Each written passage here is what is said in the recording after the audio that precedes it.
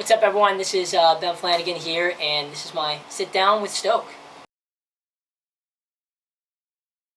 Well, Ben, it's great to have you here. I appreciate you taking time to talk and letting us get to know you a little bit better. So, first question for you: how'd you get into running? Yeah, so I got into running kind of like when I was like 16 years old. I was classic one of those kids that wasn't good at other sports, and then kind of just found a natural fit with running. So I always did well in like the annual track meet in middle school, but what really got me into it is my older sisters. They just loved their high school cross country team. Their coach was an awesome mentor for them. They loved the team culture. So my first day of high school, they dragged me out there, and I fell in love with the sport for the same reason. It was just such a good community I felt included in, and then I got pretty good. And it's fun to win. So I was better at that sport than anything else I'd ever tried. Yeah. And that just really motivated me to keep going. And tell us a little bit about your experience growing up running, and then kind of through high school and then college as well. What that was like. For sure. So I kind of went from this kid that I guess maybe took for granted how the sport worked. I had great results, but I didn't really invest in the sport. And I started getting beat. And I had some mentors of mine to be like, hey, maybe let's try really training, running 5 days a week and 6 days a week, eventually every day. And then I got really into it. So, my later years in high school, when I stopped playing other sports, I dove full in, and I really wanted to run in college. And for me, I looked up to a lot of top Canadian athletes that were doing well in the NCAA. So it was just really important for me to try to see if I could come up with an opportunity like that. And that really is what motivated me. So by the time I was done high school, I took 3 college visits: University of Michigan, Virginia, and Wisconsin. And I was just so excited to go into college. And being a high schooler that I guess I had great results in high school, and I was a big recruit and everything like that. And I kind of thought college, I was just going to have that immediate success. And I was so excited to get involved. So once I signed with Michigan, it was awesome. But the next 5 years were more complicated than I expected, I guess. That's very fair. A little change of gears. What's your favorite part about running? Yeah, I mean, honestly, I just love how objective it is. It's you really I'm a track nerd. I love looking up results, splits, historic, records, and just being able to measure up to people within the last 50, 60 years. Within the existence of the sport, and knowing what everyone's doing all around you. So sometimes it can be discouraging if you dive too deep and compare yourself to others. But I just love trying to get better, and thinking back about how far you've come is pretty amazing to see. Your 1500 pace eventually becomes your 5K pace, 10K, and hopefully one day marathon. So it's really cool to just see that progress and learn about how to yield those results down the road. Yeah, that's a cool thing about running, and you don't really get in team sports because a lot of your performance in team sports is very subjective. But with running, it's your time, and right. That's what it is. So yeah. Yeah, it's definitely a cool aspect of the sport. And I used to love how, exactly. And I used to love how simple it was, I guess. When I was younger, it's the harder I work, the better I get. Yeah. And what's really been interesting the last 5, 6 years of my running career is finding out how sometimes it can seem or it can be easy to overcomplicate. Yeah. So it's been a pretty interesting journey of self-discovery of okay, just something that works for someone else isn't always what's going to work for me, and kind of just finding your craft and okay, this is what works for me, and let's try it and see where we get with it. Yeah. So what's your least favorite part about running? Yeah, I mean, depending on the day, that's a very easy question to answer. I mean, I feel the highs are highs and the lows are low. Yeah. So I'm an athlete that thrives off of momentum, but I also think it's a downside on the other end too, right? It's if I can find myself in a bit of a rut, I feel sometimes it's hard for me to get out of. So any major setbacks in my career, the initial blow is pretty tough for me, and I can be a bit of an emotional athlete. Yeah. I've gotten better with that, but sometimes excuse my language, but the sport can be such a bitch. It's just it can beat you up pretty good. Yeah. But outside that, I'm happy with how running fits into my life now, probably more than other times in my career. So I found a lot more balance and sustainability. Yeah, and I guess to tie into that, have you dealt with a lot of injuries throughout your career, and kind of if you have, how have you dealt with those and overcome those? Because I know that is very difficult mentally when you're at training well and an injury pops up and kind of, like you said, kills that momentum. Yeah, it's yeah. First of all, I've been injured a lot more times than I'd like to admit, and quite a range of things that like didn't seem that significant or weren't to pretty significant injuries. The ones I've learned the most from are the biggest injuries I've had, which are stress fractures in my sacrum and my femur. So those ones are just like knockout punch. You're down and out for 12 to 16 weeks. And it's like when you take that much time off, like, at least in my experience, like, you kind of got to start from not ground zero, but from a lot further back than where you were when you took that time off. So, I've really learned about trying to dig into like, okay, how did that happen?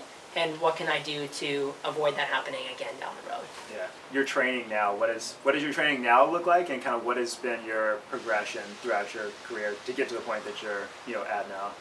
Yeah, it's been a lot of trial and error, honestly. Like I said earlier, like coming out of high school, like I was a kid with a big head, a big ego, and I thought like, oh, like it's not a matter of if I win NCAAs, it's like when. That's what I thought going to college, and then 2 or 3 years later, like just getting hit in the face with like how competitive the collegiate running scene is, I was like, wow, I might never even, be top 100 at NCAAs. You know what I mean? You learn fast about what it takes to be at that level. I would say early on I had like an overdoing problem. So it's like I got so far in high school by like pushing the boundaries. Like someone told me to do something, I'd do 10% more. But I found in college like that worked against me. I got hurt, I got tired, and performances took a pretty significant dip. So for me, I learned a lot from actually just dialing it back and kind of like a less is more approach. So I would say, like, to kind of summarize what that means, like, my number one priority is high quality workouts, and then the rest of my week is designed to make sure, like, I set myself up for another high quality workout. You do that over and over again, while running as much as you can without sacrificing quality on those days. I've seen a big improvement in pretty much all parts of my training, the racing, the workouts, and my recovery. Yeah, and to kind of tie into that, what does your recovery look like? It's not your training, Yeah, recovery's a funny thing, right? Because it's like you can really put in an unlimited amount of time into it, right? And I used to do that a lot. I love the ice baths and some of the equipment that might help, the foam rolling, and I still do. There's so many modalities with it too. So you can do everything. Yeah. So just kind of having to pick and choose a little bit. 100%, right? And I've had some great mentors, and again, a lot of trial and error. And for me, like the number one thing that benefits you the most is sleep. Yeah. So I don't do anything that sacrifices sleep, right? I'm not going to stay up late to foam roll when I can get an hour of sleep or something like that. Yeah. So I would say sleep's the most important. Nutrition, I try to just have a really like well-balanced diet, make sure I'm like fueling enough. That's something that I think kind of led to my injuries in the past, is just not getting enough calories in for what I needed at the level I was training. And then I just get treatment from, we got a great massage therapist, Dave Cotner in town, who's the best. But I think massages help a lot. I get them almost after every single workout session to just keep the body, almost like initiate that recovery phase as soon as possible. So nothing crazy, and I got the gadgets, and I use them occasionally, but for the most part, like, if I take care of those 3 things, I feel like that's where I've noticed the biggest difference. How does nutrition play a role kind of in your recovery and also just, in your training? Yeah, it's definitely like objectively important.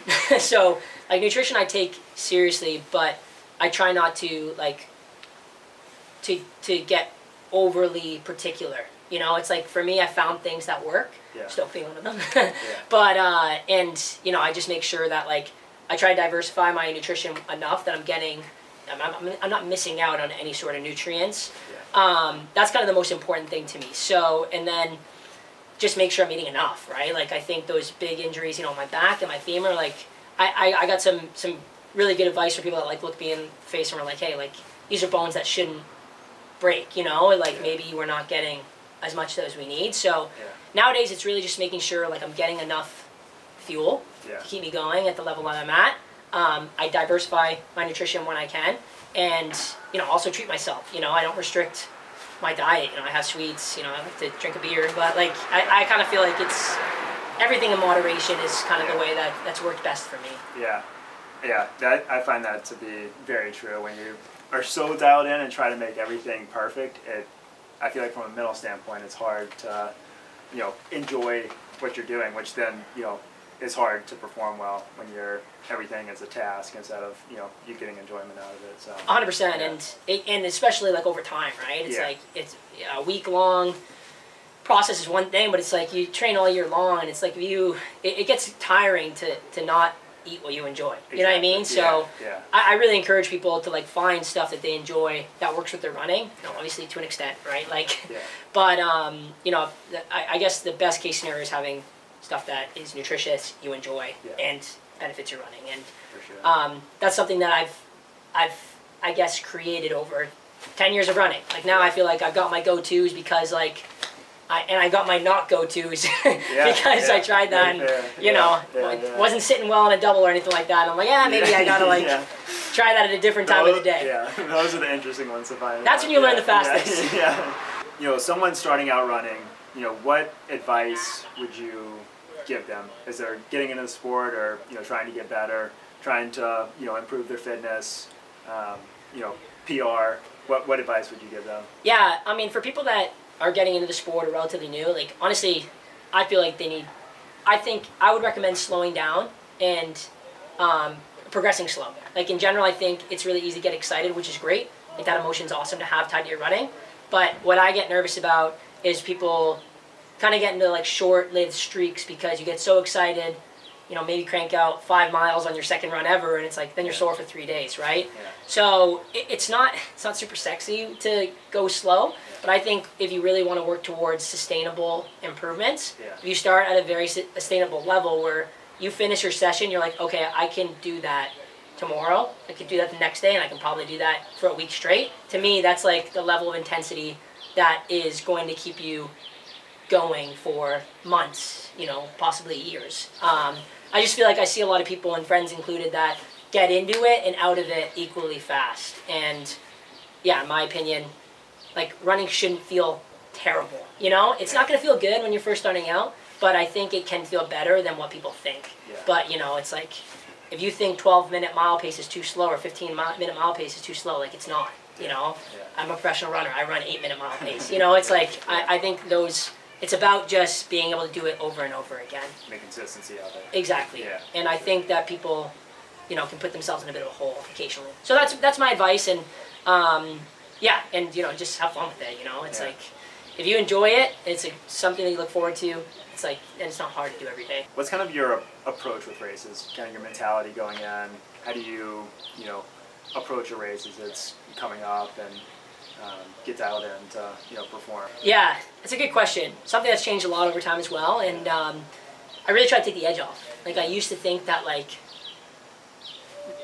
I needed to be anxious going into races. Like that's how I optimize performance, like feeling off of adrenaline, which I don't think is necessarily wrong, but it's also exhausting, right? And when you run anywhere from 10 to 20 races in a year, like that can catch up to you. So I found more recently, like I benefit from being calm, going to races, just almost like silent confidence. And a lot of that comes from training, right? So I guess I used to really compartmentalize training and racing. It's like, oh, racing is this other part of me that I don't touch at any other time in my, routine. And I don't feel that way anymore. Like to me, when I race my best is when every single workout I can go in feeling calm and comfortable and know I'm going to knock it out of the park. Then I go to race day and I almost feel like I've already done that before. And naturally, if you taper it correctly, like you're going to have that edge. You don't necessarily have to get, overly psyched up.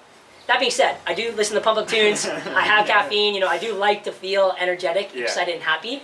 But I didn't like the feeling of like intense anxiety and being nervous, especially week in and week out.